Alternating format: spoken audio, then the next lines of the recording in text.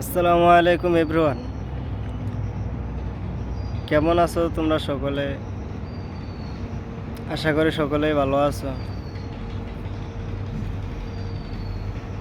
কিন্তু আমি অতটা ভালো নাই। জানি না আমি কার কি ক্ষতি করেছিলাম।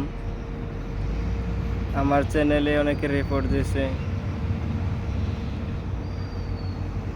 এতদিন সব কিছু ঠিকঠাকই চলতেছিল, ইদানিং আজকে 10-12 দিন যাবৎ চ্যানেলে কোনো ভিউজও আসতেছে না। আর আমার ভালোবাসার মানুষগুলোও আস্তে আস্তে দূরে চলে যাইতেছে।